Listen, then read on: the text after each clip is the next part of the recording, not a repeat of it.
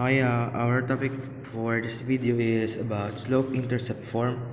So, meron tayong iba't ibang ways to write a linear equation. First is standard form. Standard form is ax plus by equals c. Example niyan, for example, 2x plus 3y equals 4. Wherein yung 2 natin yung a, yung b, yung 3, and c yung 4. Next, general form naman. Paano yung general form?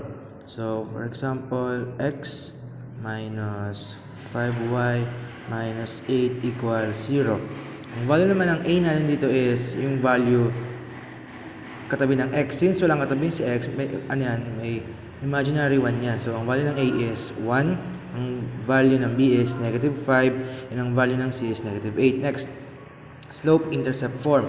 Y equals mx plus b. For example, y is equal to tapos na number 9x minus 7. Okay. Ito naman, ang m natin is 9 and yung b natin is negative 7. Pero ano nga ba yung m and b? Yung m dito sa slope-intercept form na y equals mx plus b is our slope. And yung b naman is dy intercept. So, let's have example number 1. Rewrite x minus y plus 2 equals 0 into slope-intercept form and identify the slope of the line. So, ito yun. Ito ay nasa general form. So, ang gawin natin is to rewrite it into slope-intercept form. So, copy muna natin yung equation x minus y plus 2 equals 0. So, kailangan sa left side ng equation, ang matitira lang is y and the rest lahat nasa kanan na. So, ang gawin natin is ilipat natin lahat, ilipat natin yung x and y, x and 2. Ang kailangan, ang matitira lang sa left side at yung equal sign, ang nasa kaliwa lang kailangan yung y and yung the rest nasa kanan. So, copy lang natin yung negative y, copy natin yung equal sign. Then yung x, ililipat natin from positive magiging negative. Yung y, ililipat din magiging negative. Next, hindi pa dito na natapos. Sa slope-intercept form, bawal maging negative yung y. So, therefore, since may negative yung y natin, ang gawin natin is multiply natin sila by negative 1. So, multiply sa negative 1. Negative 1 times y, negative y equals y. Negative 1 times negative x is positive x. And negative 1 times negative 2 is equal to positive 2. Now, sabi is, identify the slope. Ano ba yung slope natin? Yung number, yung m, yung katabi ng x. Ano ba yung number katabi ng x? Since walang nakasulat, meron tayong imaginary 1. So, our slope or m is equal to 1. Ganun lang.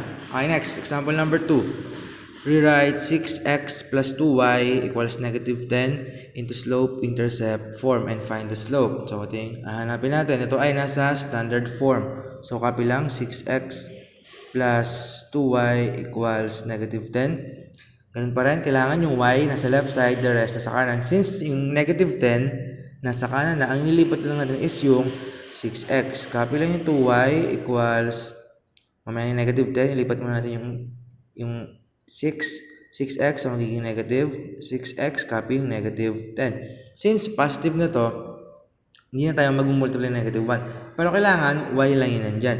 So, ang gawin natin, para mawala yung katabi ng, or yung coefficient ng y, i-divide natin sila by 2. Divide lahat sa 2. Cancel. So, y is equal to negative 6. Divide by 2 is negative 3x. Negative 10 divided by 2 is negative 5. So, meron na tayong y is equal to negative 3x minus 5. Ang slope nito ay yung coefficient ng x. Ano yung coefficient ng x? Negative 3. So, m is equal to negative 3. Next. Paano naman kung ganito yung given natin? Given naman yung slope and y-intercept, then i-rewrite naman natin into kung ano hinihingi ng question. Or write the equation of the line with slope equals negative 7 and y-intercept is 0, 3. Write in general form. Pero ang una natin gagawin is kunin mo na yung slope-intercept form. So, slope-intercept form is in the form of y equals mx plus b. Ano yung, sa given natin, ang m natin is negative 7. So we have m equals negative 7 and b natin is equal to, ano yung b natin? 3. Y-intercept is equal to b. Pag ito may value, x-intercept. Since y yung may value, siya yung y-intercept natin. So we have 3. So palitan natin yung mga value dito sa equation. So y is equal to, yung m natin magiging negative 7, copy lang yung x, and x is, b natin is 3, so plus 3. Next, so meron tayong slope-intercept form, pero sabi sa question, ang kailangan natin is general form. So ang gawin natin is rewrite to into general form. Ang general form natin is ax plus by plus c equals 0. So lahat sila kailangan nasa left side. So ilipat natin yung x sa kabila and yung 3 sa kabila. Yung negative 7x magiging positive 7x. Copy lang yung y. Yung positive 3 magiging negative 3 equals 0. So ito na yung sagot natin. Next. Ito naman, example number 4. Write the equation of the line with slope 5 over 8 and y-intercept is equal to 0 and negative 1 over 7. Write in standard form. Okay, first, isulat mo natin into slope-intercept form kasi given yung slope and y-intercept. So, y is equal to mx plus b. So, ano ba yung m natin? Our m is equal to 5 over 8. And our b is equal to negative 1 over 7. So, palitan natin yung value dito. So, we have y is equal to 5 over 8x plus negative 1 over 7. So, since negative to, gawin na natin y is equal to 5 over 8x minus 1 over 7.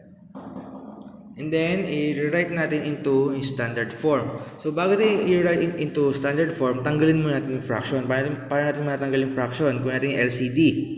So, ano ba LCD ng 8 and 7? So, 56. So, ang gawin natin is multiply yung buong equation sa 56. Multiply sa 56. So, 56 times y is 56y equals 56 divided by 8 is 7. 7 times 5 is 35. So, we have 35x. Next, 56 divided by 7 is 8 times 1 is 8. So, we have negative 8. Then, i-write into standard form. Ang standard form is ax plus by equals c. So, ang ilipat lang dito is yung x kasi yung c natin 8 nasa right side na. So, ilipat yung x magiging negative 35x plus 56y equals negative 8. Okay. Di tayo tapos kasi negative pa yung x natin. Kailangan lahat ng nasa unahan positive. So, pagpapalitan natin yan, so lahat mag-change ng sign. So, ito magiging 35x. Ito naman magiging negative 56y and ito is magiging positive 8. So, the final answer is 35x minus 56y equals 8. Yes. Example number 5. Write the equation of the line with slope equals negative 2 and y-intercept is 0 and 4 over 3. Write in slope-intercept form. So, diretso na tayo. Hindi na tayo magko-convert ngayon. So, sulat natin is y equals mx plus b. Ang m natin is negative 2. Ang b natin is 4 over 3. So, palitan lang natin yung given dito. So, m natin is negative 2. Copy lang yung x. Ang b natin is 4 over 3. So, ito na yung final answer natin. So, we have y equals 2x, negative 2x plus 4 over 3. Pero kung papalitan natin yan into standard form or general form, ang gawin natin is, multiply na, para matanggal yung denominator, multiply na agad sa 3. Unlike dito kasi, dalawa silang denominator and magkaiba sila, kaya kinuha LCD. Pero dito, Sa 3 lagi mo multiply lahat tapos rewrite into standard or general form. Graphing naman tayo ng slope-intercept form. Example number 6. Sketch the graph of the linear equation y equals 4x minus 3 based on slope-intercept form. Since naka-slope-intercept form na siya, rekta na tayo. So, ang slope natin ay m natin is 4 and ang ating b or y-intercept is negative 3. Paano natin i-graph yan? At yung x natin sa graph, ano yung y natin? Since yung b natin is our y-intercept, so ang value niyan ay, since negative 3 yung b natin or yung y-intercept natin, meron tayong 0 and negative 3. So pwede natin agad i-graph yan. Saan ba dito yung 0 and negative 3? Since negative 3, pababa yun sa y, so simula dito, negative 1, negative 2, and negative 3. Nandito yung isang point natin.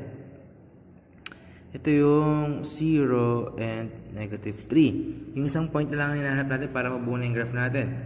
So, gagamitin natin yung using the slope, which is 4. So, pati magagamit yun. Obvious class pag slope-intercept, pag yung slope natin is, our slope is equal to rise over run.